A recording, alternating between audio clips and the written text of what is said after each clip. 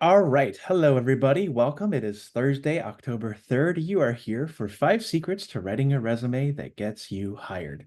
My name is Albert of Albert's List, and with me is Gretchen of Outside the Box Coaching. I believe I got that right, right?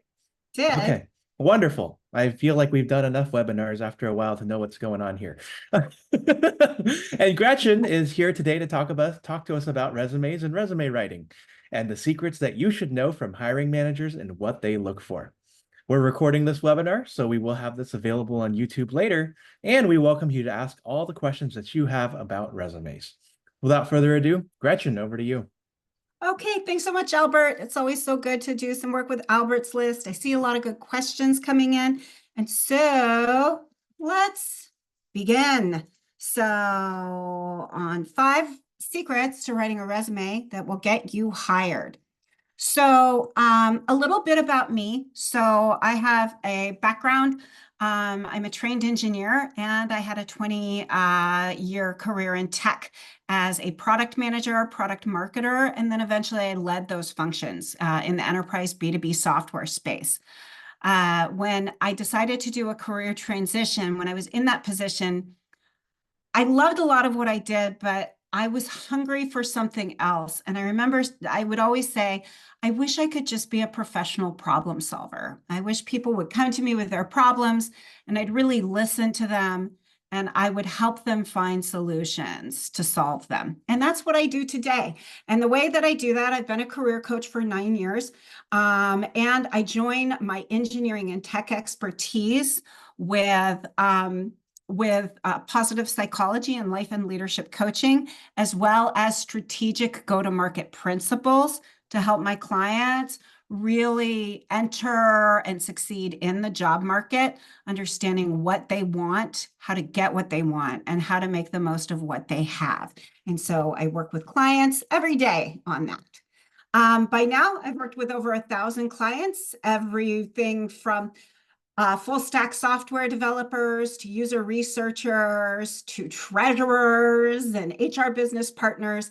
I've even worked with a professional horse jockey, a pastor, a CIA agent, and a snow leopard conservationist. Oh, as well as a luthier and a zookeeper and some sheriffs along the way too. So my job suits me really well. I get to learn all about the way the world works. And here's just some examples of some of the organizations and companies that my clients have gotten employment at and worked at. So, and it's just so much fun to learn all about the way the world works from all these amazing professionals. So also we've got an upcoming 3-day workshop. Ooh, I really need to, it's going to be the week after next. So it's a 3-day, 90 minutes a day workshop where if you like what you hear today, and if you want to learn more and really be in a workshop where you're actively using these principles to craft your resume and craft your resume story, that workshop is $225. It's on Eventbrite. Albert will send out the link. We've had such a good time. We've completed 2 so far, and we've really gotten it down to a really good 3-day format. So the first day is we really focus on the core of telling our story. And so we kind of strip it all down and really come up with a story that we want to tell that connects with the job market. Day 2, we start to build trust with specificity. You'll understand more about that as I go through the presentation today. And day 3, we're going to bring it all together with a powerful headline statement, LinkedIn, and everything else.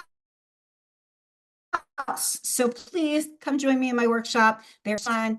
The people who have been, some comments have been, wow, I never really liked or felt comfortable about my resume. Now I really do. And people actually have formed community after these, which is really nice. We see them supporting each other in their job search, because one of the biggest things, one of the biggest challenges with job search is doing it all alone. Our brain does funny things when we look for jobs all alone. So building that community is really, really important. Okay, so with that, we're going to move on to my 4-point litmus test for resumes. So I'm going to cover some background information and then we're going to get into the 5 secrets. So No matter what I am doing with career, I have created a 4-point litmus test. So whether it's an interview or a resume or what have you, anything that has to do with the way we tell our career story needs to pass these points for me to make it a good idea. So the first is it has to be honest because there's no need to lie. It also gets our energy off, like we don't really feel authentic. And so we're not going to show up in interviews the way that we want. But it also has to be well positioned. So I can be honest about something from a negative lens, or I can be honest about it from a positive lens, right? And so the lens I choose, I want to choose a positive, well positioned lens. I want to show everything in its best light because it's talking about our work in its best light. It also has to be relevant. It has to be relevant to the types of jobs we want next. It has to speak in the language and in the success criteria of those job postings. Like I already saw somebody said, do I have to customize my resume? Who said that? Somebody said, do I have to customize my resume for every single thing, for every single job I apply for? And anyway, I saw it somewhere. And the answer is what can be a little easier actually is if we pick a target and we write a resume for that lane. So if you've got a really good solid resume, what I mean by a lane, it's like the profession and the industry and the level, that kind of lane can really be helpful. And then we just need to tweak keywords and stuff like that as we apply, making sure that we're keeping up to date with the skills we have and reflecting that. So no, I do not recommend that's exhausting, right? And right now with the apply online to interview ratios being like one in, it's at least doubled over the past couple years. So it can be up to 1 in 10, sometimes 1 in 20. Like we want to approach each opportunity as best we can, but we also don't want to kill ourselves for each opportunity as well. We want to get a good central statement. So I'm going to go through some core principles of a resume now. So the first one that I think is really important is a resume is never perfect. A resume is never done. It is a living, breathing document. The reason why this is so important is because it's so normal as we're looking at job postings to see the things we don't have and see walls everywhere. And we don't want to stare at walls when we're trying to find a job because finding a job is the act of creating a future without being able to predict it, right? Like in creating the future without being able to predict it when the stakes feel high is really hard. So it's really important that we stay in growth mindset and we look for doors. And so if you don't have a skill that you wish you had, find a way to get it. Like, look at the world as your shopping cart and let it learn and grow. Let it evolve and grow. The other reason why I'm emphasizing this is sometimes people want to wait until their resume is perfect to share it, and it's never going to be perfect. So the number one way to make sure you never get a job interview is to not apply. And so if perfectionism is holding you back, I'll give you some tools so it can be good enough and then just improve it over time. Stay really curious about it. Okay. The second point is your resume is not you. It is a collection of words on a document. If you are not getting an interview, it doesn't mean you were rejected. It means that maybe your resume wasn't looked at. Maybe it didn't have the right collection of words. Maybe there were a bunch of internal candidates that they just filled up the pipeline with. And so we want to stay really, really curious about our resume, but we absolutely want to do our best not to get consumed by the lie that it's all personal, because it's not all personal. So it's really about the job market needs people to do stuff, and we are people that do stuff. Those are the two sides of the job market, the need and the supply. And so if we're not making the connections in the job market that we want, it's not about our worth. Our worth is always ours to keep. Instead, there's something off with our go-to-market. And I'll go through a quick model of ways you can analyze that and do new experiments to get things moving. The third is the resume's job is to connect what you've done to jobs in the job market. That's its job. If you are getting interviews and they feel like good fit interviews, your resume is doing a good job. You can worry about it less. I get calls all the time by people who are worried about their resume, but their resume is doing its job. They're getting interviews and it's supporting good conversations in those interviews. So, like, if you are interviewing and you're not getting a job offer, definitely you want to focus on career storytelling, which can help by redoing a resume, but it's really kind of how it's the interview communications that we want to hone more than the resume. So always make sure there are a bunch of tools in the job search, and it can be hard when we're stressed and we're trying to figure out what's going on. But no, like analyze if your resume is doing its job or not. And the way you do that is by ratios, not individual data points. If you are getting a one-to-one apply to interview ratio, that's weird. Like things don't work that way. And it's to all those points that I said. Sometimes our resume is not getting looked at, et cetera. So the best thing you can do is actually like talk to other job seekers in your profession, see what their ratios are. That way you can measure and compare. Like right now, what I'm liking to see, and it really depends. So if it's like kind of a direct connect in the job market, with what I'm seeing right now, I like to try to get to a 1 in 10. When the job market was really hot, I wanted to get to a 1 in 5, like apply to interview ratio. If it's a career transition, apply online doesn't work very well at all. And certain types of motions like executives and things like that, or certain job markets like Hollywood, stuff like that, there's more of a networking sort of culture. And so apply online is also only one avenue that you have. So don't worry about it. There are lots of tools. We want to experiment, measure, and play. So, all right. And with that, it's also a part of the resume is a tool in the process. And so it's so easy to get so myopically focused on the resume. If we don't know what kind of jobs we are looking at, if we don't have a very clear target, targeting comes first. It's really hard to know what to put on our resume. I talk to people all the time that are applying across 5 different job categories with the same resume, or they're perfecting each resume each time. It's much easier to pick one lane at a time, use Agile. For those of you who are familiar with Agile, set up a 2-week sprint where you're just going to hug that thing. Because when we're shape shifting all the time, that can be really hard to embrace and build a powerful who. It's also hard to build the connections and the storytelling that we need to connect with the job market. All right. So with that, we're going to move on to the secret. So before we move on to the secrets, I'm going to look at these questions and take a question. Let me see. So, all right. And so for that, I'm targeting a position that I haven't done directly, but have transferable skills.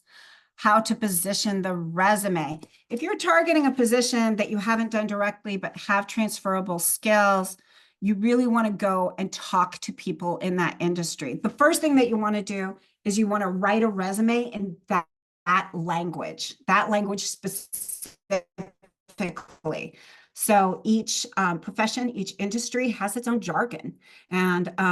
And you want to make sure that you're speaking in that language and that success criteria. The other thing is don't rely on apply online. Go and talk to people and tell them why you care about that segment. Ask them for help. Show them your resume. Let them guide you. Like when it comes to career transition, unless you're just going to make up a new job for yourself like I did, if you're looking for an employment situation, it's really important to get help along the way. The apply online world is not a very creative thinking world. And so we want to step outside of that.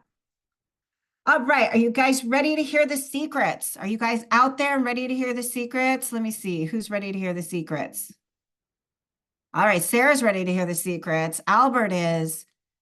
Anybody else? Just Sarah and Albert. Mahima's with me. All right.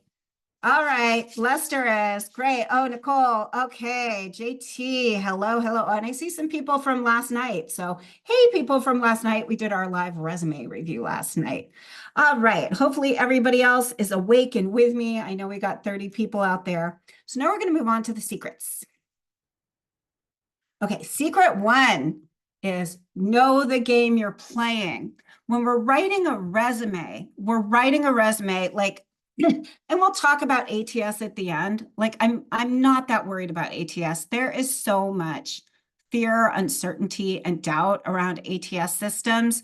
And if you're making sure that you're speaking in the language and success criteria of the market, that you've got the right hard skills on there, and you're meeting the screening questions, because those pre-screening questions have a lot more to do with if you get reviewed or not. Then we want to worry about appealing to people, not all this bot stuff. So when we're appealing to people, when organizations are trying to source candidates, they're not really looking at if they're accepting or rejecting human beings. Instead, they're looking at your resume, all this stuff over here on the left, your experience and knowledge, your skills, your individual characteristics, and they're comparing it to the role, the team, and the company. So if it's a recruiter, they're doing some more matchy stuff, usually, and as well as like cultural fit, maybe looking at it a little bit more creatively to filter through what they're going to send to the hiring manager. And if it's a hiring manager, they're thinking really non-linearly about the team, like, the team structure, the company, and the role. Like for me, sometimes I wouldn't even sometimes if a candidate was really well qualified, that just because of certain dynamics internally, I wanted more junior level candidates because I just needed somebody who would approach with more curiosity given the current organizational dynamics that were there. And so it's really not about are you good or bad. And while they're looking at your resume, the number one thing that your resume needs to answer is, can you do the job? If you are not reflecting the job postings in your language, it's not a good resume. So, and what I mean by that is these job postings, if you boil them down, are looking for a lot of the same things together. In fact, you can give ChatGPT 10 job postings and say, like, what would you talk about on a resume related to this? It'll help you out so much.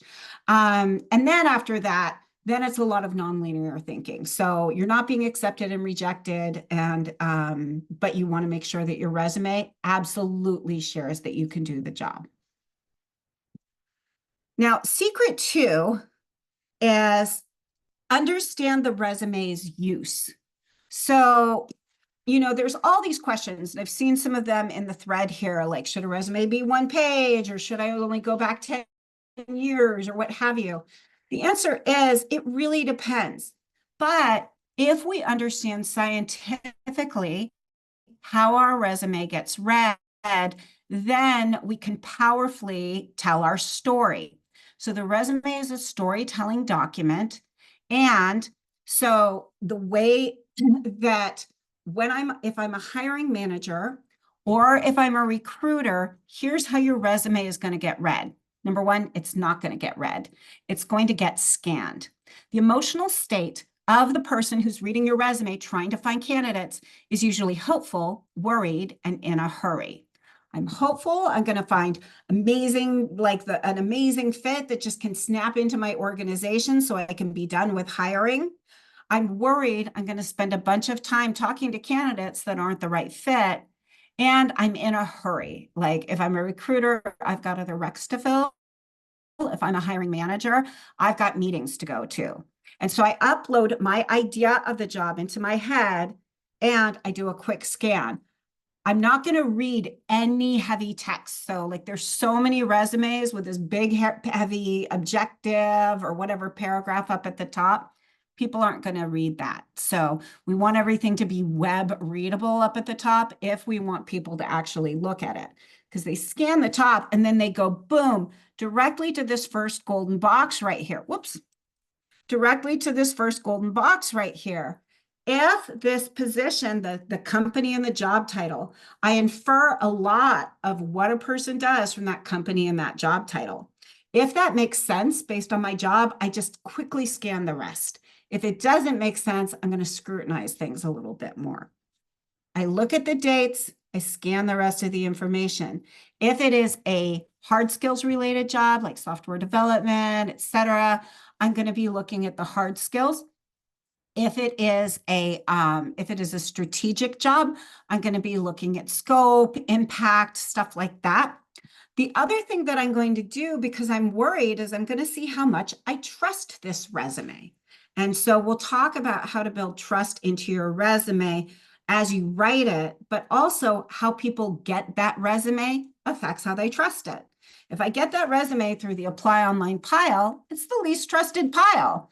It's like, I don't like that's the last pile a hiring manager wants to go to. Now, I'm not trying to discourage you from apply online, but if you can get a referral in, it's really good. Or, because the first thing that people do when they have an open hire, most people will go to their network and say, who do you know? Because we want trusted individuals. And so that's why it's just important not just to hide behind the apply now button, why it's so important to like not be the best kept secret in what you do. Go and meet the people. But in any event, long story short, now that we know scientifically how somebody reads a resume, then we can have empowerment over crafting it.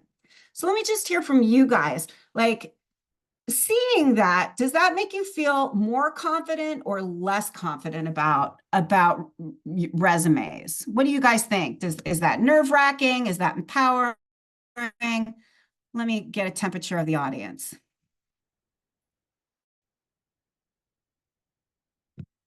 Let me see. Oops, for some reason this chat isn't working very well for me. Okay. I'm not seeing anybody chat. Are people chatting? Did somebody do a quick chat? Oh, yeah. You know what? Okay. Yeah, there's a little UX issue. So, all right. Okay, I feel like I'm having a hard time making it through the ATS. Yeah, there is something really wrong with this chat. It's truncating stuff. Anyway, I'm not going to take up our time on that. You may be having a hard time making it through the ATS. And so like if you are, your resume isn't answering question number one, can you do the job? So um, that's one of the most important things. And so there definitely, we'll take a look at that in a little bit. Okay. So when we're getting ready to write a resume, it can be helpful to define our goals for the resume. And most people don't really think very strategically about their resume because they just, number one, when we think about our own career, our primal brain kicks in and cuts off access to our creative thinking center, the prefrontal cortex. So it can be kind of hard to think when we're thinking about our career. But second, we just kind of want to get done with it. We want to get through the process. But if we can really sink into the moment of thinking about what we want our resume to say, it can be really empowering. So there are a couple different ways people look for jobs. If you're seeking in a chosen job market segment, that's like profession, industry, etc., it can really help if you think about what a hiring manager really cares about in your segment and write down three main ideas. Like, let me give you an example. So and let me see if I can see the chats. Okay, we can see the chats now. All right, Nicole said empowering. So let's take a couple of professions, and why don't you guys tell me what you think a hiring manager really cares about? Let's talk about software sales. What do you think a hiring manager for a software sales rep really cares about? Let me see. What do you guys think?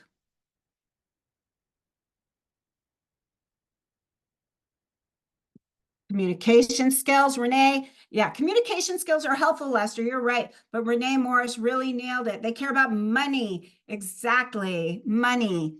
And ability to make quota, right? Money and ability to make quota. So if I'm a enterprise sales rep, one of the things I really want to think about are maybe the segment that I look at. Like if I'm happy where I've had experience, that's going to give people more confidence in that tech segment, like collaboration tools, cybersecurity, da, da, da, da, da. They also care about relationships, right? So where can this sales rep get me into that I haven't been into before? Let's try another profession. If I'm hiring a non-profit program manager, what do I care about? I'm an executive director of a nonprofit. I'm hiring a program manager. What do you guys think I care about?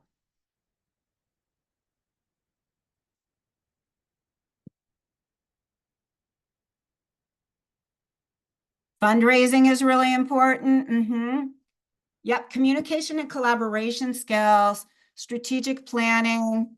Yeah, definitely. So if passion for the cause and actually ability to be in that cause, right? Can I be sensitive to this cause? Can I be part of this cause? But also, like some of the most important stuff for nonprofit program managers is the ability to make program impact within the resources you have. I want to like really have confidence in this person's ability to be able to manage all the scope of the program and give me wonderful results and slides to not only show my nonprofit board, but also that the development group can use to raise more money. Like we really want to show a lot of impact. And so it's interesting. We'll tend to, most of us go to soft skills when we think of a profession, but we really want to kind of think about why is the organization actually spending money on this thing? Like, what is the bottom line of its mission? And so, if you like, let me see some of the professions that you guys are in here. Why don't you guys type some of your professions and we'll talk about those.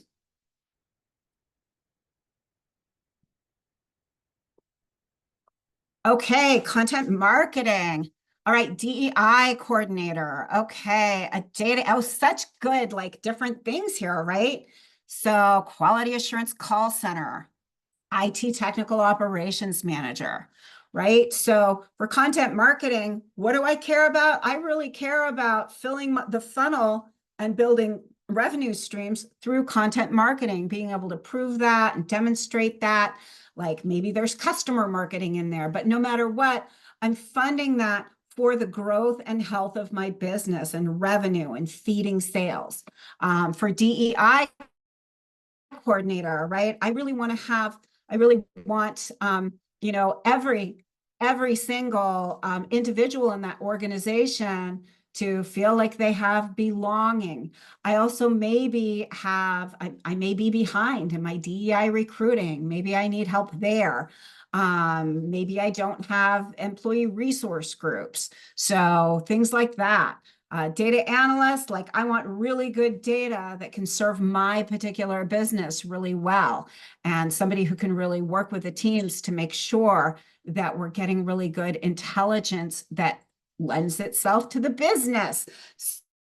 So you see where I'm going here. And so as you define your goals for your resume, you want to make sure those things stand out. And you want to make sure that your individual, like where you feel really strong in those things, that you're highlighting those. That is your brand. What pieces of that you do well.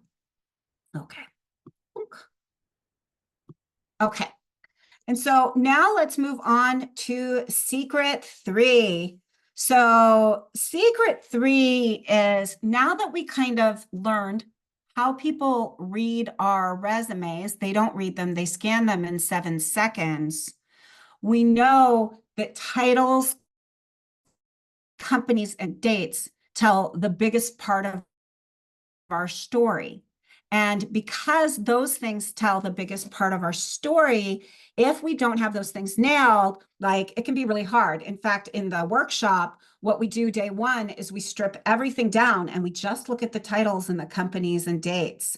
So, do you guys and any of you have some concerns? Do any of you guys have a title that doesn't work, or like you have a company that doesn't make any sense? Why don't you guys tell me any concerns that you may have with your, I call it the resume tree, the titles, companies, and dates. It could also be maybe short stints, a lot of contractor stuff. What's on your mind there for you guys?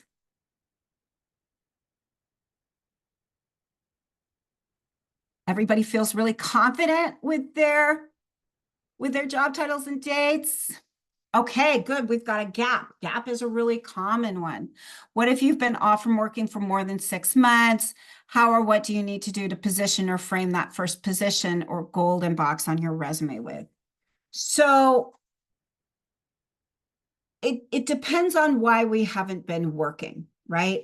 So if we haven't been working because we've taken time off, I say put that you've taken time off, and also put down any skills development that you've had as well with that, so people can see that you're learning and you're growing.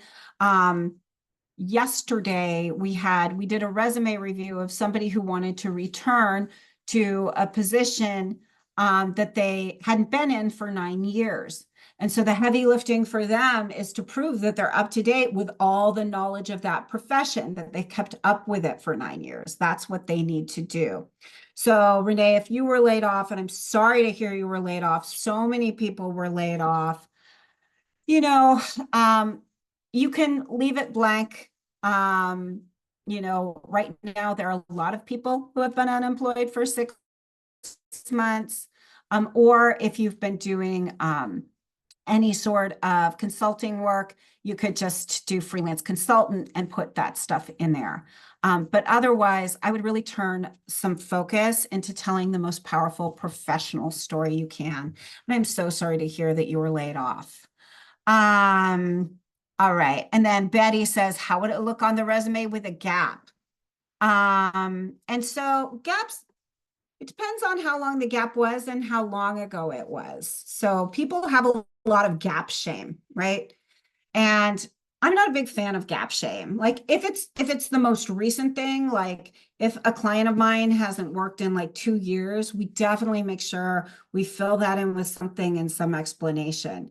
If there was a gap like 5 years ago and they took 9 months off, I don't worry about it that much, because the way that people look at our resumes is also the way that they're going to manage us. And so if somebody's looking at our resume for what's wrong with us and going through and pounding heavy on every gap, like 5 years ago, wanting to know where were you between January like 2019 and like September 2019? Do you care about working? Like that's not somebody I want to work for personally. Like it really isn't. And so most people won't care that much about gaps. Where do you fill in the information for the gaps on the resume? So I would just fill it in right here. I, I would just put it in line with experience. Just put it in there. It's okay to just have that all be in line. Um, so each gap is unique. If it's family leave, you can put family leave. Like it's okay to be a human being.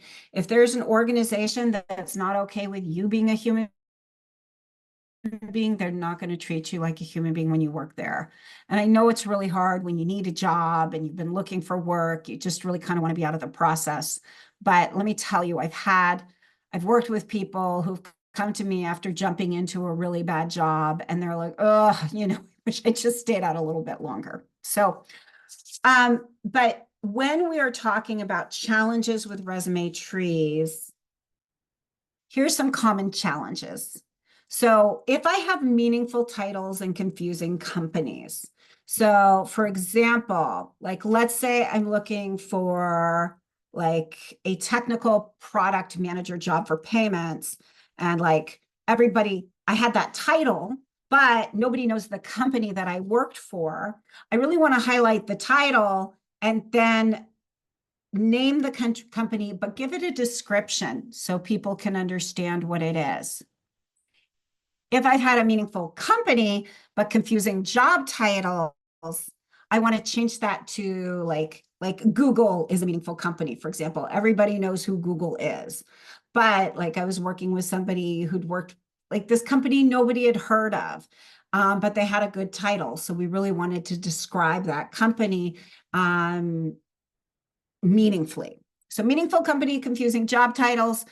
We have the company, and I want to give you permission to use a descriptive job title. So let's talk about descriptive job titles for a minute. Does anybody here like have a job title that just really mucks up their world when they're looking?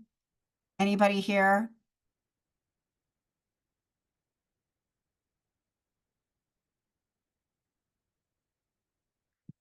Okay. Well, maybe nobody does, but here, let me ask this question. So oftentimes, like we'll have a job title, but it doesn't tell the right story about us. It creates a misperception. Like, for example, how many employees would you guys think a manager of software engineering has? Like, so a manager of a software engineering group. How many direct reports do you think? All right, yeah, associate director, so non-descriptive. That's a good one, Ramona. But what do you guys think? How many people would report to a software engineering manager? Let me see. Okay, 1, 5, 15.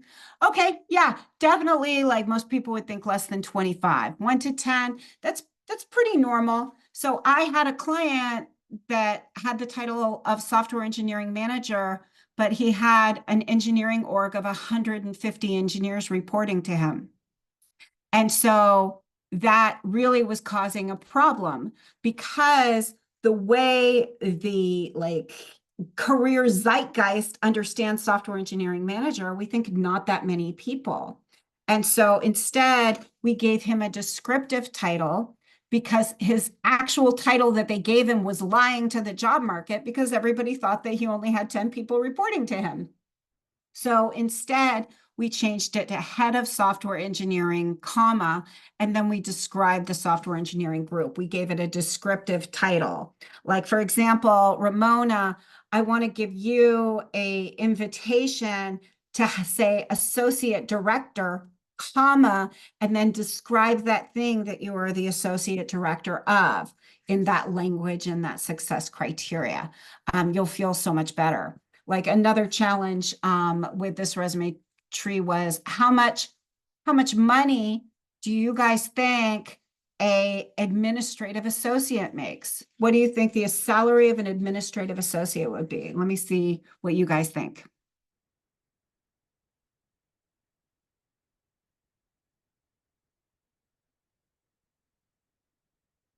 70,000. Okay, Crystal says 70,000.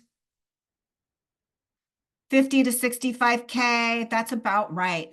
Rocky, administrative associates everywhere. Thank you. Very rarely do administrative associates make 175. But in this case, this client of mine was making $225,000 a year, but had the title administrative associate. She was actually kind of more of a head of operate. Exact. Well, and yeah, so that job title was totally messing with her because when we read the resume, we infer, we have a lot of bias with the words and with the way they're structured. And so instead, we changed it to a descriptive job title. Now, to stay in the honest realm, right? One time I had a client whose title was project manager, but she was very clearly a product manager. And I've worked with people vice versa with those challenges. And so the way to use a descriptive job title but still stay honest is, first of all, you don't want to bring in any hierarchy. So like, for example, the reason why I called that client a head of software engineering and then described the software engineering that he was doing within his organization rather than a vice president of software engineering, is vice president of software engineering would have been a lie because we're indicating hierarchy, we're indicating rank. But head of software engineering for the thing he was actually a head of software engineering for, that makes sense. So, and if you're ever confused, like talk it through with a friend, you can even talk it through with people who have been at the same company as you. Another challenge that I see a lot is lots of contract jobs with short time frames. Do not list contract jobs individually from each other with the dates, because when I'm scanning these dates over here, I am also looking for short stints because I want to know if the person's going to stay. And all too often I've had clients not get interviews because it looks like they're a job hopper because they're listing their contract roles. They're not listing that they were contract and they're listing them with a date. So it looks like they're moving around everywhere. Really bucket them under contracting with one date set and then name the companies that you were contracting for and what you were doing. Another common thing here is long time at one company, break it up with different titles or different roles. And so here we'll just go through a little example. So I found somebody, I know it's a little hard to see, so sorry guys, but I found somebody on LinkedIn. And so this person is seeking new opportunities in fundraising and development. And so let's take a look at their titles and the organizations, okay? And so what's your reaction to this kind of story that you're seeing about their career? So what do you guys think?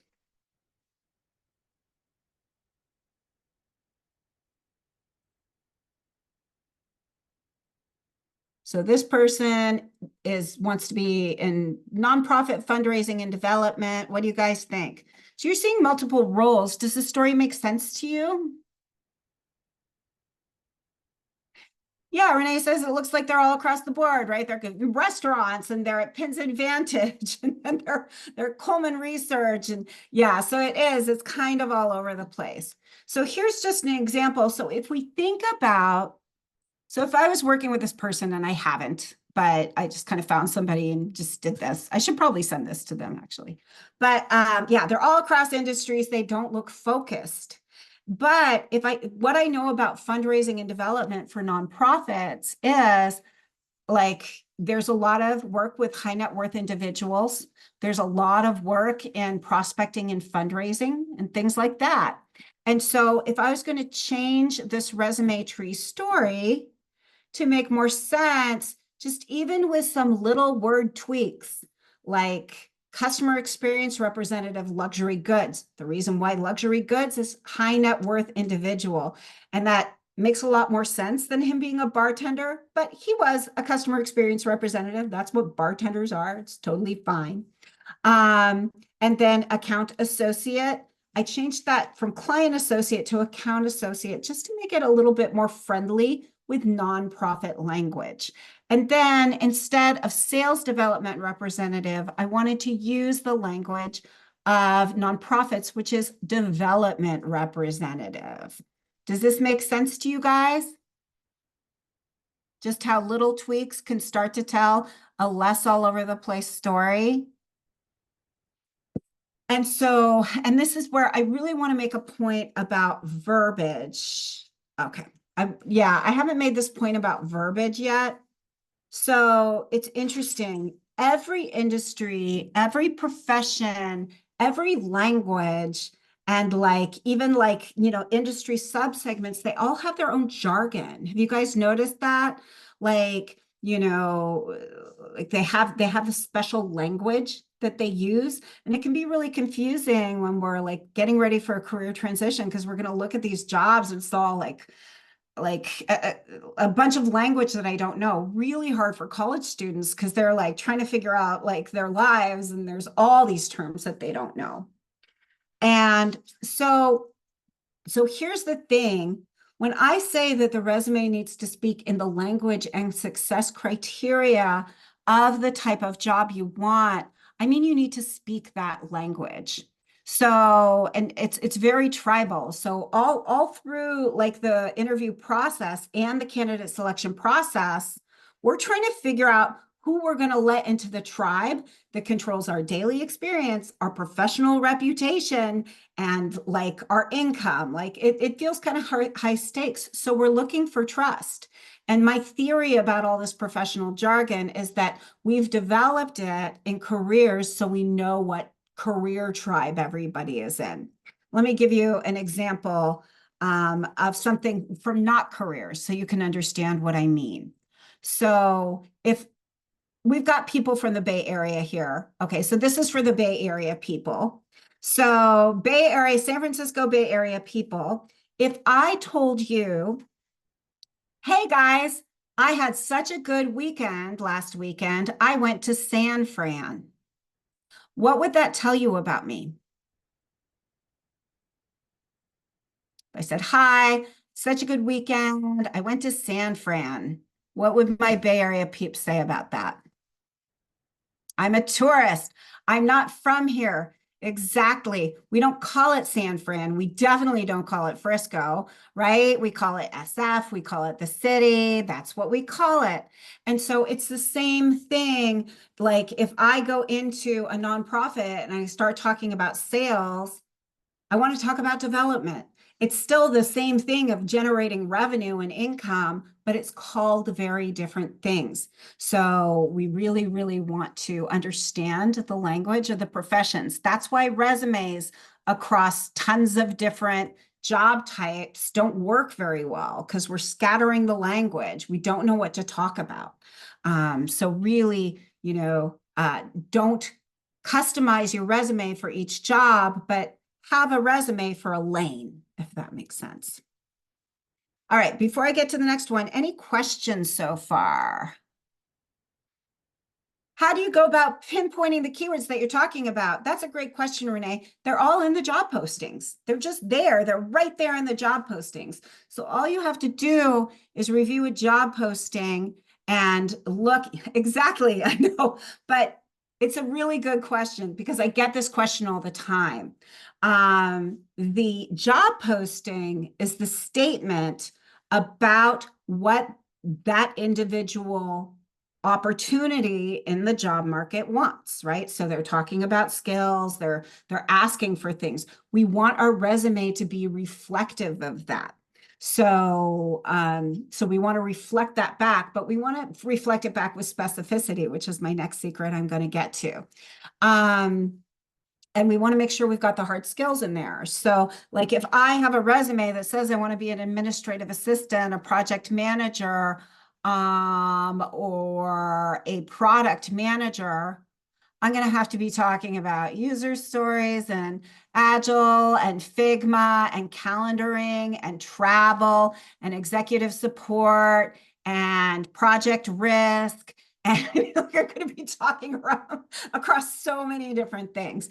And so really make life simple for yourself. Pick one lane at a time, not forever, just do a 2-week run at that lane. And then if it like collect data, see how it feels. Okay, great. So moving on to secret. Oh, okay, great. Another question. Is there a trick to using AI tools for the verbiage part and how like ChatGPT? That's a really good question. So I don't recommend that you write your resume with ChatGPT, but I do recommend that you actually like break things down into buckets with ChatGPT. Let me see. Oh, I think I closed it. Let me just see. I just did this for a client earlier today. Let me pull this thing up.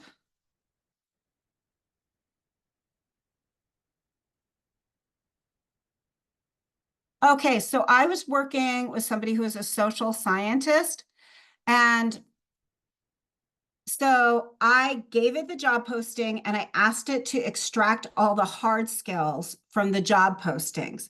It created such nice categories for me of things like, and these are kind of like meta layer categories. all she needs to do is put these bold things at the top of her resume, like, and she's helping say, I am that thing, along with a statement of who she is and how she does it. And so definitely ChatGPT is getting better and better all the time at creating categories and boiling things down. You can also, I want to play with this a little bit more, but I want to play with like basically I don't want ChatGPT to write my resume because I need to build trust with specificity, which we'll talk about, which is so important. Um, but I wanted to give me some prompts of things, maybe questions to ask to help me write my resume, to jog my memory. Because I'll tell you, like I mentioned it earlier, one of the biggest challenges with writing your own resume is what happens to our brains on our own careers. Like there's this phenomenon, and I call it the career brain blank. And and the phenomenon is when we help our friends with their careers, it's usually super easy. The world is in living color. We're using our creative thinking brain. The possibilities are endless. It's exciting and free. But then we think about our own career and the world really ratchets in, gets black and white, gets pretty tense, stuff like that. And the reason why is we actually have a stress reaction, neuroscience reason. Our primal brain is like experiences these thoughts as a threat and shuts down our creative thinking ability when we need it most. And so that happens to so many people when they're trying to write their resume. It happens to me when I try to write my resume as well, my LinkedIn profile. And so it really is a team sport. So also get people to help you, but kind of back to the Chat GPT point I was on, Chat GPT can also help jog your brain a little bit. So like think about using it that way. So like it's all about the questions you ask it. So, all right. And then I see that we've got a question. So when, if you could just put your question in the thread, I'll make sure I take a look at it. Okay. So great. Let me see. All right. So with that, well, thank you, Sylvia. I appreciate that. I've been having a lot of fun with ChatGPT. All right. So secret three.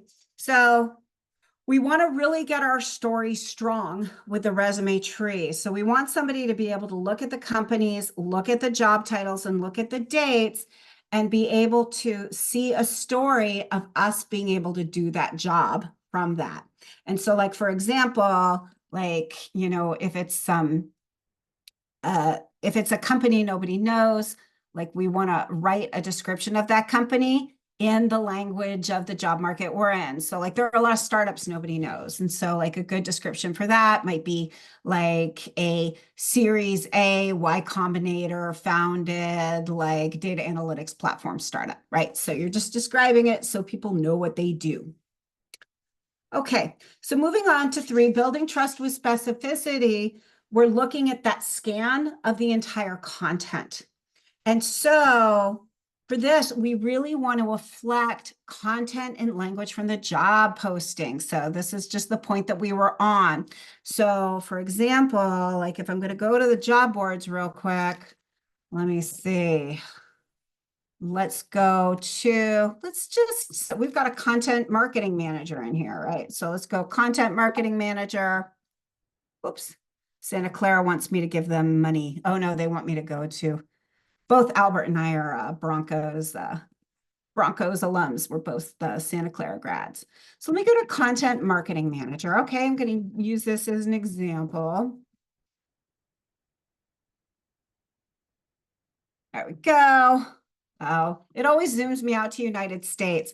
By the way, I found out why LinkedIn does that, even if they know, like, even though they know where we live. I asked a UX designer at LinkedIn this question, and it's because some job market segments don't have enough people in it, and they don't want us to see, like, they don't want us to not see the jobs that we need.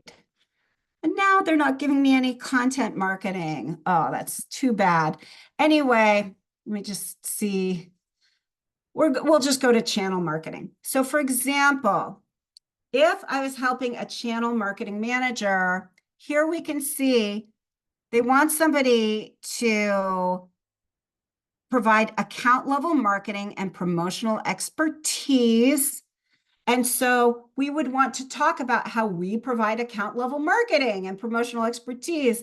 They want somebody to have an integrated channel marketing plan with the marketing mix and the marketing development funds budget. I want to make sure I talk about how I do that with the budget, right? It's just a simple sing song. The job posting says, I need this. We say, I do this thing. The reason why, if you do this right, you don't have to write a customized resume for each job is that there should be commonality. Like if I look at 5 channel marketing manager jobs, there should be a good centric middle of what they're looking for. And if I just reflect that stuff, I'm good. I don't need to worry about it. Okay. Oh, JT's a Bronco too. Oh, look at all these. Oh, yeah. And you're right, Albert. They do. I'm sorry, I'm going to the chat. So let's go back here. And but we also don't want that language in our resume to read like a job posting, though. So we don't want to just reflect back those exact words because we know that when people are reading our resume, they're trying to understand who to trust, right? Who do I trust to give this job to? Specificity with reflection builds trust. So we want to talk about a combination, and we don't have to cover all of these in every bullet, but what I did, how I did it, why I did it, what were the results. And so let me just show you an example, okay? So I'm going to show you 2 different profiles, like 2 different sets of resume bullets, okay? And you guys are going to be the hiring committee with me right now. And you're going to choose one of 2 candidates to interview based on their content. And we are looking at hiring a CIO. Okay. So I'm looking, or like, kind of director of IT CIO type person. Okay. So here's profile 1. So just take a look at profile 1. Don't take a look at it for too long because nobody's going to. Okay. Profile 1. Here's profile 2. So take a look at that. So there's profile 1,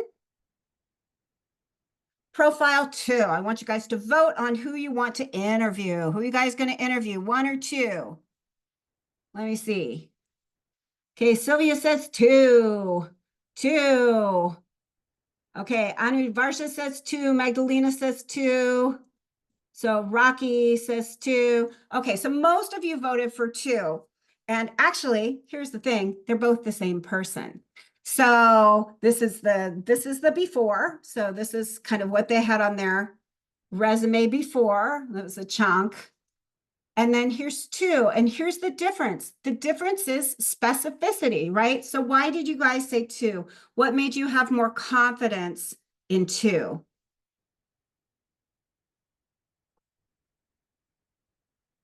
Well, Nicole, if you were hiring a CIO, you would understand all these acronyms.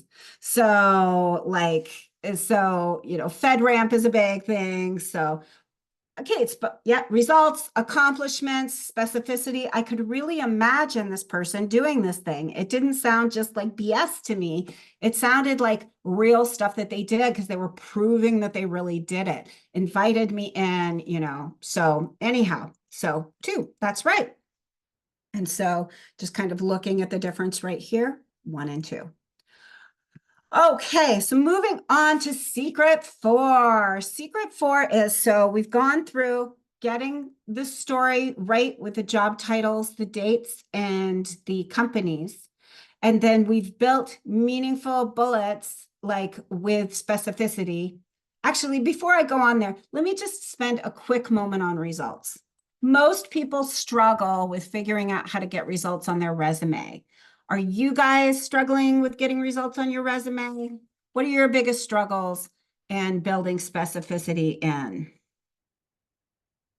Okay, so metrics of those results. Metrics is a big one. Can I give an example about writing about transfer skills? And Crystal, I need you to be a little bit more specific. I don't quite understand your question, but I know it's a good one. So if you could kind of rephrase for me a little bit. Um, And okay, and Renee, a lot of people have trouble with metrics, right? Because we're not going around all the time measuring everything. We just don't have enough time. We actually need to go to work. And so there are a few different types of metrics. So one metric is an actual scientific metric that came up in reports and stuff like that. What profession are you in, Renee? Can you let me know?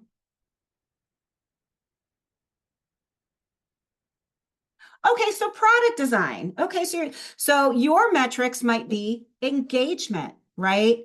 Your metrics might be short, like streamlined onboarding, like reduced drop off. Sometimes product designers actually help, like, kind of design to new solutions or new markets. So you actually can, that just you can say supported like this kind of growth. Does that make sense? Okay. I'll assume it does. But what we really want to do is we really want to think about the purpose of our profession. So product,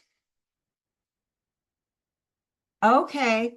So so if they didn't measure their product, you can speak to revenue, but definitely, you know, um, try to get that anecdotal evidence. If you don't have a hard number as well, what you can do is ballpark it. Let me give you an example of ballparking.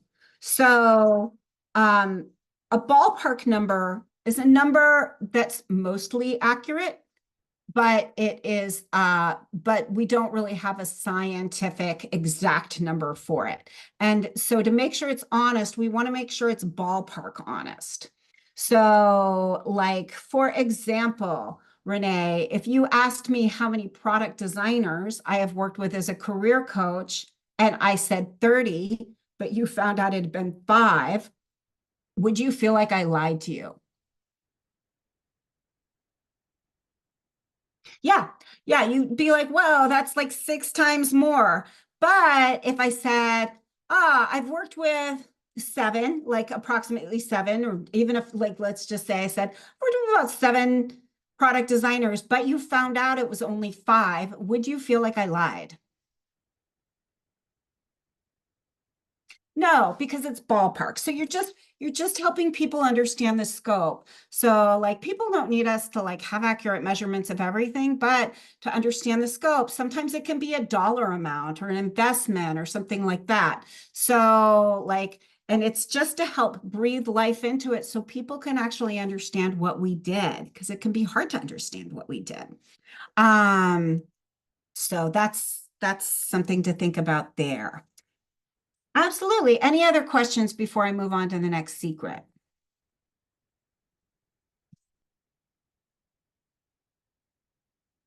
Okay. All right, cool. Let's move on to secret number four. Are you guys ready for secret four? Who's with me? All right, I'm going to keep you guys awake no matter what. You guys tell. All right, Alan says let's go. Andrew says let's go. Okay, awesome. Renee's here. All right. Okay, let's go to four. Perfect. Betty. Hello, Betty. All right.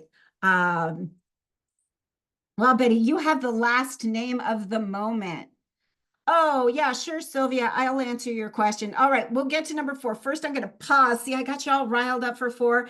Um, Yes, the top bar is a professional summary. And Sylvia, how do you articulate measurement when it's an admin job? So you might talk about like time saved through improved processes. You might talk about streamlined operations. You might talk about like reduction in scheduling conflicts or something like that. Maybe you freed up some time on your boss's calendar, right? By coming up with a way to automate something or taking something off his plate or improving his response rate.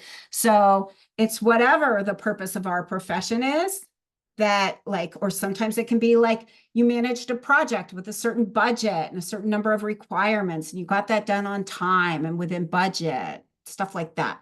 So really just think about what we do and what good job looks like. And then the numbers reflect good job. Okay. So Here we go. We're going to move on to secret four now that I got you all riled up and I made you guys wait. So secret four is take advantage of the top bar. So a lot of people put big paragraphs on their top bars. We talked about that a lot in resume review live last night. And the thing is, I'm not going to read any big paragraph. So if you have a big paragraph up at the top of the top bar, it's not going to work very well. So what I recommend is we have a web readable statement about who we are and the language and success criteria of the position. And then we put other things that we really want somebody to see, like they're the things that should not be missed. So for example, if I'm a software developer, I want to have all my hard skills up at the top. It's going to make it so much easier for the recruiter and the hiring manager to look at, because that's one of the first things that people want to know, like what kind of tech skills do you have? If we're more strategic, it might be some of our accomplishments. And let me just show you real quick. I came up with, so what, let me escape. Oops, there we go. I'll just kind of show you how this looks like laid out in a resume. This is one of the tools people in the workshop get. Oops.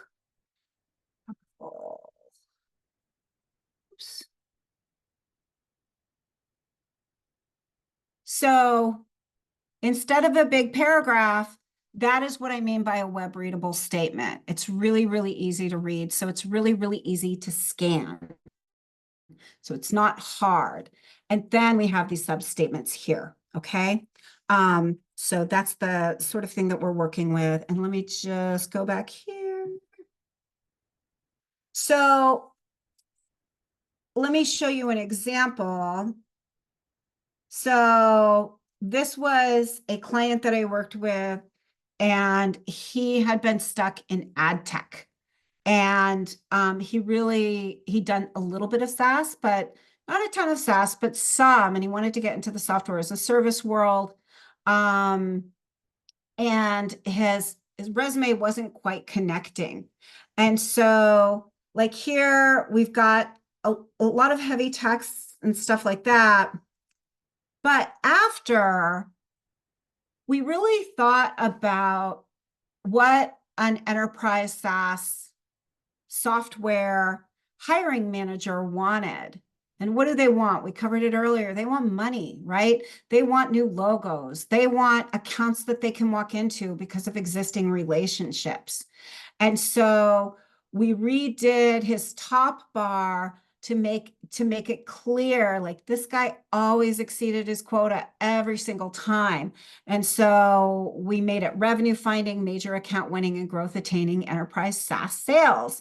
So we told them that he was that thing that and it wasn't a lie because he had done enterprise SaaS sales. And then we put successful track record of sourcing, closing, and growing enterprise deals up to 10 million ARR. Like that's going to make me hungry for it if I'm a hiring manager.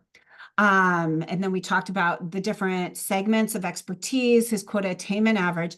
And then we put these logos, right? These delicious logos that, of course, I want to have that on my logo slide if I'm a chief revenue officer.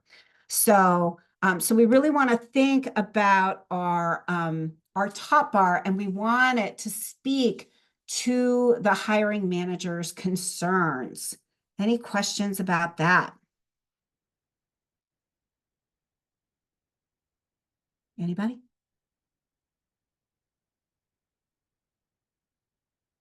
So the top lines are verbs. So it depends, like we want to craft one for, we don't need to update this for each job. If we've picked,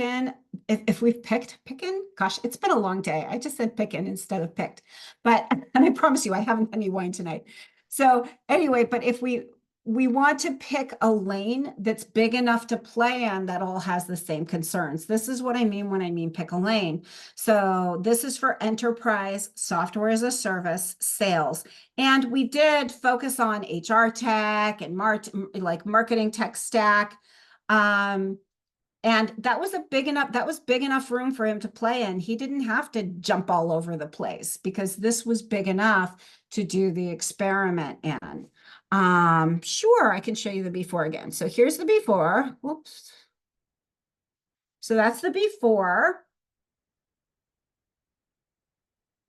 And it was a little confusing because the business development executive, people didn't know, like sometimes a business development executive is a BDR. They're the junior level people who are calling the things and stuff like that. Um, and it wasn't really honing in on revenue. Like the very purpose of a sales rep's profession is to get and build accounts and bring in revenue. And so what we did is we totally focused it in here. So I've got some other examples, like when it's tech, like if it's a technical role, we really want to focus on like domain expertise. And, if there's like, any kind of like maybe you were, a software developer with like strong experience and like, data engineering or something. Like maybe we talk about that, or making data pipelines, like, making data pipelines great, maybe not great, but you figure out the right language. Um, so no, so the top lines are verbs. This is really what we want to put in here. These are the things we want the hiring team to know about who we are and what we do and what our skill set is. These are the things we don't want them to miss. Okay. And so sometimes we'll put in accomplishments. Like here, we did a mix of accomplishments and expertise. In some other ones, we'll talk a lot about tech skills and domains. Like I'm the recommended career coach for a chief information security officer trust group because I used to work with cybersecurity products, so I know a lot about it. And for CISOs, like, gosh, there's so much that we have to consider for the top bar. What is their executive brand? Like, how do they go about building their organization so people can understand what type of CISO they are? Like what domains, like what are domains, regulations, technologies, architectures, like all that stuff. There's so much there, as well as leadership. So it's really going to vary. And if you really want to know more, come to my workshop because we're going to go through that in depth. So when I use a header, I use accounts one. The only reason why we included accounts one is this was for a sales rep. And so we were empathizing with a chief revenue officer and imagining what would build trust with them, what would make them hungry for what this person does. And what chief revenue officers want are a bunch of new accounts, great big deals, lots of recurring revenue, and somebody who meets their quota. And so that's why we matched all the things into this top bar to those concerns. So like, for example, like we have a content marketing manager, right? So we'd probably want to talk about like filling the funnel and like mapping content marketing to sales objectives and campaigns and things like that, and channels and like, and definitely results from those things, because that's why I'm spending money on content marketing.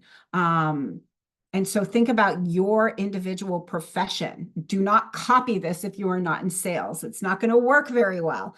So think about really why companies only invest in hiring people because it's going to make a difference to their bottom line. Even if you have nothing to do with the bottom line. Like if you're an executive assistant, what they want is they want more time freed up for that executive to really make good decisions. They want support for that executive's operations. They want to make sure that everybody's being brought together in the right ways, and that executive has somebody who's really helping them get that make that happen. So you want to talk about that up in the top bar. All right, moving on to secret 5. So secret 5 is like, it's really easy to get worried while we're looking for jobs. Why wouldn't we have worry, especially like if it gets hard and if it's not working? And so in marketing and you are going to the job market. And so, like, your resume is a document that expresses who you are to the segment of the, like, who you are and what you do to the segment of the job market you're approaching. If that resume is not yielding the results, the best tool to solve any tough problem about the future is curiosity. And so don't get stuck looking at a single data point looking for answers. Look at data sets, do performance testing in batches and collect ratios. I can't tell you how many times I see job seekers torturing themselves with one single, what people call rejection emails, right? And, I want to say that with a lot of compassion. You're not doing anything wrong by, getting downhearted about that. But a job posting, the hiring process, it's not like we put up a job posting and we carefully review every applicant and then there's this like really mechanical process. There's so much entropy in the process. There's so much that where people really aren't like getting seen and looked at. So we want to measure it in ratios. Sometimes, like, like I said, like our resume never gets looked at because the pipeline already got filled. Sometimes we're applying too late. So don't torture yourself with a single data point. Measure in ratios, like really talk to other people who are searching in your profession. Ask them what their ratios are. Like have a little ratio race and just continue to iterate and improve on your resume. Play with different approaches until you get that interview generation funnel moving. Apply online is really only one way to look for a job. And I'll tell you, 4 out of 5 jobs go to candidates who didn't go in through apply online. They were either internal candidates or they were referred in, things like that. So don't get stuck staring at a wall. Just keep looking for doors. And talk to people in the profession. If you're really feeling lost and stuck, and you're like, I don't know what's going on with my resume. I don't know why I'm not getting any interviews. Reach out to recruiters who work for the type of companies that you want to work for. Ask somebody if they'll do you a solid. Just say, hey, I hate to bother you, but I've been looking for a while and I know I'm great at what I do. Could you take a look at my resume and tell me what you see? Or you can also come to my workshop and we will improve your resume. So, when I talk about measuring your resume in ratios, for those of you who are in marketing and sales, you'll recognize this funnel, right? So when we are going to market, whether it's the job market or we're taking a product to market, the idea of a funnel is we have to do a lot of activity to get opportunities moving through the process. We will always do a lot more activity than the opportunities we generate. That's just how it works. We do things that don't like we have to do some things that don't lead anywhere. It can help if you think about it like I'm a gardener and I've got this huge plot of land and I don't know where the ground is fertile. So I'm going to plant a bunch of seeds. Sometimes things won't grow. Sometimes I'll get a sprout and it won't turn into a tree. Sometimes I get a weed and I need to pluck that from my garden, but all I need is one tree. And so be really intentional about your activity and the types of activity that you're using. Work in 2-week sprints, like set outreach goals for yourself, work in 2-week sprints, measure what comes back. If you're not generating interviews, there's something wrong with the target, the resume, or the outreach strategy, but there's never anything wrong with you. If you're not getting past the initial screen to round 1, there's something off with interview communications, the resume, or the target, but never anything wrong with you. And so this funnel is there to help give you a map so you can look at if you get stuck anywhere in this process, these are the tools and things to look at and move. And so as long as you keep trying new experiments and you keep getting curious and talking and asking for help, you'll get to where you want to go.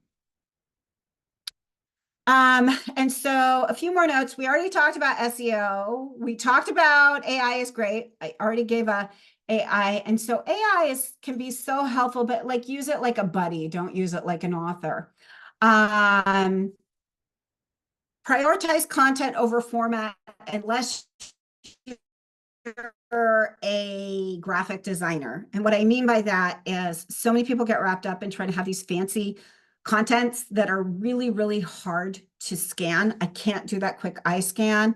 And actually, I have empirical evidence that recruiters really appreciate a resume that's really easy to drink in really quick with the eyes. That doesn't mean that everything's short, though. Don't sacrifice specificity for this beautiful copywritten document unless you're a copywriter, a graphic designer, maybe a UX designer. And that's because for those professions, their portfolio is the most important thing. So for design, we want to like get people interested enough so they click through to the portfolio and then have the portfolio show everything that we want because that's the process there. But for other roles where it's resume only, like we really want to build trust. And mindset is everything. So I can't say this enough. If you find a wall, comfort yourself, take care of yourself, take a moment to grieve, but then start to look for a door. Find other job seekers and really get them to support you. I have done so much research on what job seekers need the most. And I will tell you, like that career brain blank thing I mentioned earlier, it's like really real. We need each other to be together and help our brains work normally. So, like, it's hard to have growth mindset when we think about our own careers. So, like, find teammates and help each other stay in that space. So, with that, I'd like to thank you guys very much.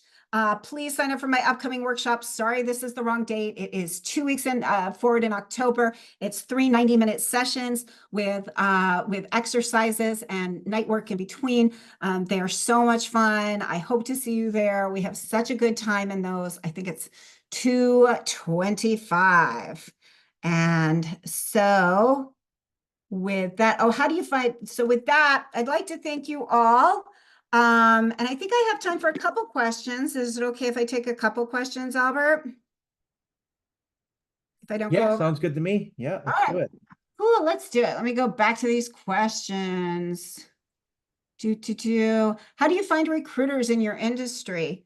You find them on LinkedIn. Like you can just go to LinkedIn. Like LinkedIn has everybody on it. So, which is so great. So like if I want to find a recruiter in my industry, I go here to LinkedIn. Let's say I want to look in collaboration tools. I go Asana recruiter, bonk. And I look at people. Look at all these recruiters. So talent acquisition partner. Okay. I can find somebody in sales recruiting and I can start to understand how that recruiting is organized. So, and when we're reaching out to people for help, we absolutely want to be polite. We want to make it easy for them. And we absolutely do not want to make it sound like an AI written form letter. So really use warm energy, tell them how you found their profile and why you're reaching out to them specifically. Because on LinkedIn, everybody's primal sensors are out because there's so much people selling things to other people on LinkedIn. So you really want to make a human-centered appeal. If they don't respond, what do you do? It's normal. Not everybody's going to respond 100% of the time. So we can ask for help, but we can't force people to help us. And so, reach out to some more people, like play with the message, make sure but find the helpers, right? So, and don't make up any bad stories about why they're not getting back to you. Like make up a good story. Go, well, maybe they're in Hawaii. I don't know. Maybe they're on family leave. I don't know. But once again, this is the same type of thing that you want to look at in terms of ratios, not individual data points. Um, will there be any additional help after the resume workshop? So with the resume workshop, we go through the resume workshop and then we're done, but we develop our resumes in the resume workshop. I see. So if it takes usually takes you longer to do things, I mean, that's a really fair concern. So like I think last time not everybody got it done and I added an extra session. So if the whole class needs more time, like I just throw something in. Also, what we found is the classes tend to stay, or the workshop participants tend to stay in contact with each other and then help each other. And that's really the beautiful thing about it is that everybody helps each other with all that stuff. So it doesn't go into cover letter. I have a cover letter template. Cover letters are cover letters are pretty easy if you understand what they're for and stuff like that. So I can explain cover letters in 5 minutes. Um, any other questions? Oh, really no difference between a recruiter and a headhunter. So they're just kind of different terms. Headhunter is kind of an older term. And I think it's being phased out a little bit because it's not so PC.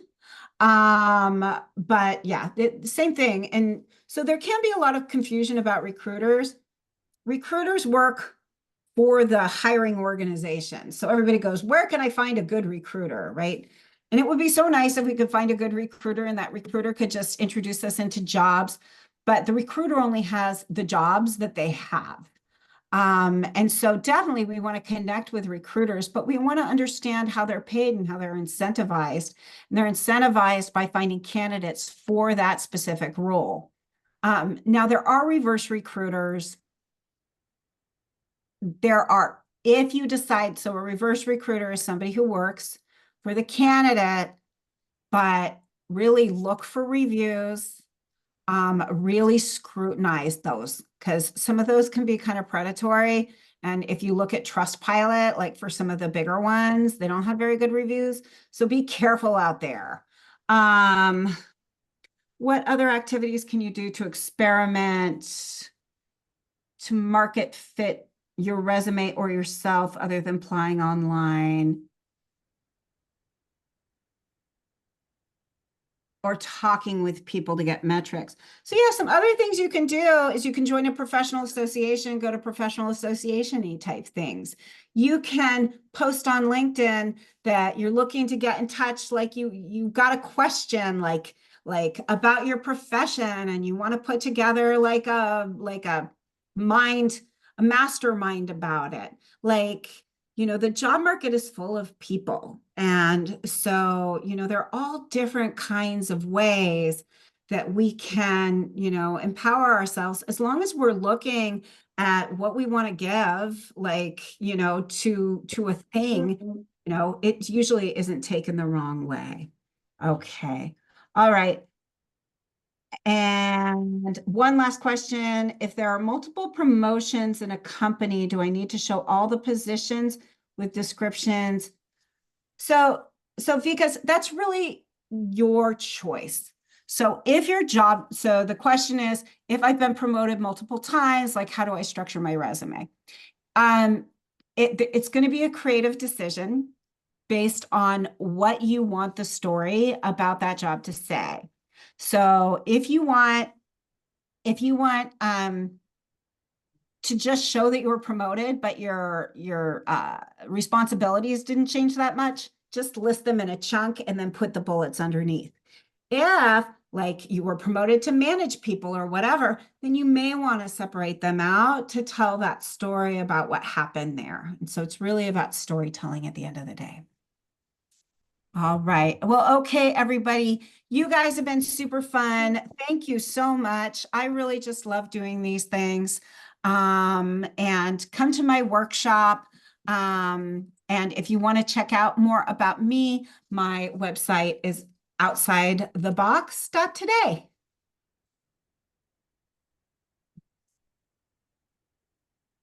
All right, wonderful. Thank you so much. And we have Gretchen back here next week if you're interested in coming back and doing this again and learning more about resumes.